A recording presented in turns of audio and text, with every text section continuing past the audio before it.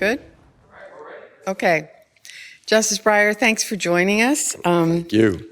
Your argument in your book is that people respect the court even when they disagree with it because the public at large has come to understand and respect the law, and that that's become sort of the coin of the realm, as it were.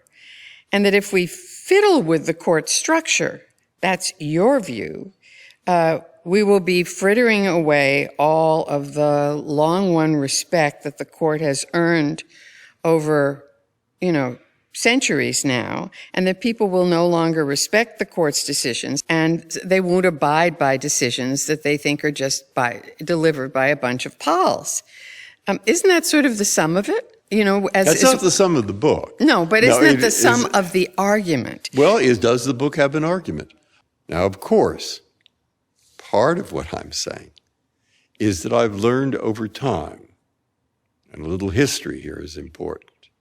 I've learned over time that it's very, very difficult to get people who think that the court decision, a court decision, some court decision, is totally wrong to think, well, I should follow it nonetheless.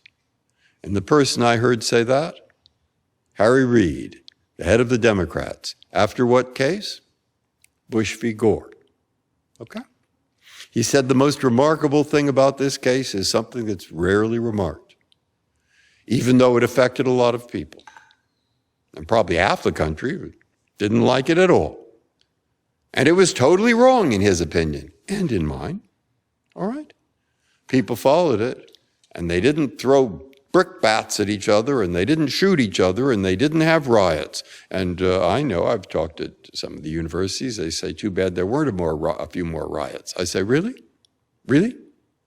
Go look at what happens in places where they don't have this willingness to accept.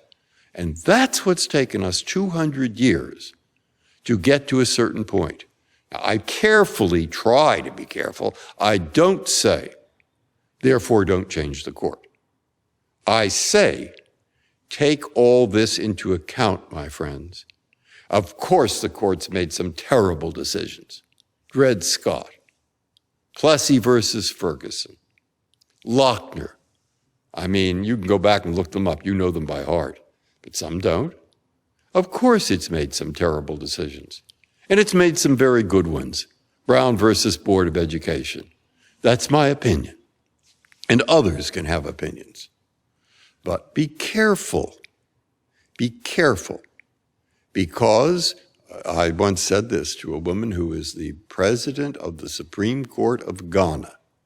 And she was trying to make civil rights more acceptable in Ghana, more widely enforced.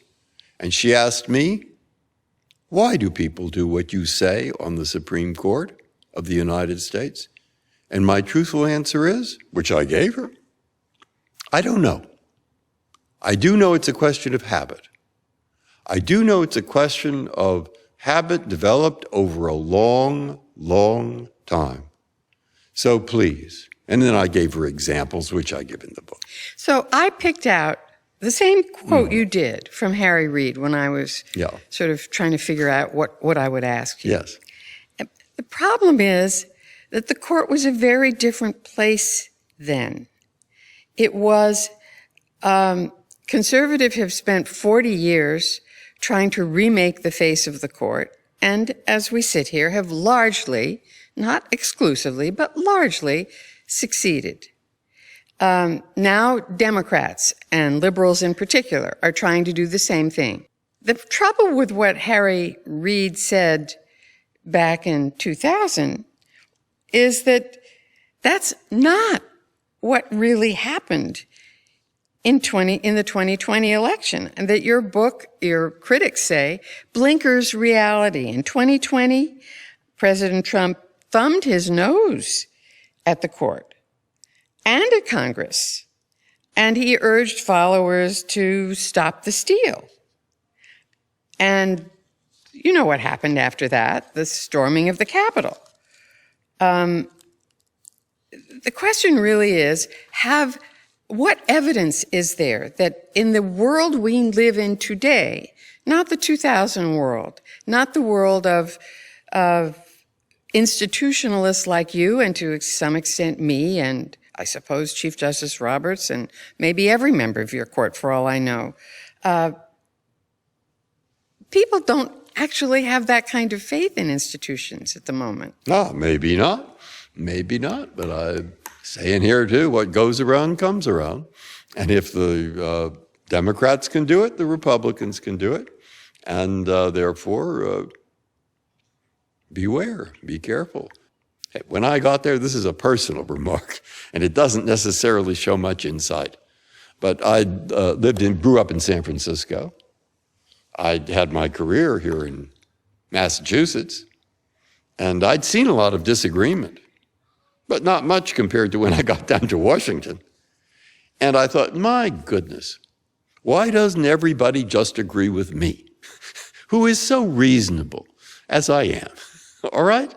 You're just a reasonable man. Yes, exactly, exactly. And then after a while, I began to have a slightly more mature attitude. And I said, it's a big country.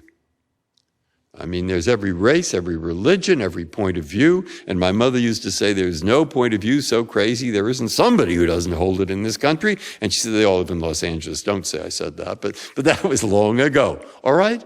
So the court does change very slowly over time. That's the nature of this country. I see in front of me every single day. I mean, those people, 330 million, and they believe, even if they don't know what's in this document, they think this is one of the things that helps to hold us together. And I believe that. It's one of the things that it's allowed this very, very diverse country to function as a single country. And it's either rule of law, or it could be dictatorship or tyranny or something worse. And so that's what I tell the students, because I add one other thing. Hey, it's your world now. And it's up to you, senior in high school, senior in college, law school student. It's up to you, my friends, to try to figure out how in this country, which has this document and which has the values that underlie this document, it's up to you to figure out how to live together harmoniously, peacefully, and productively. Justice Breyer, thanks so much for joining us. We appreciate the time and the debate. Justice Breyer, thank you so much for being with us. Thank you. It's very, very interesting. Thanks.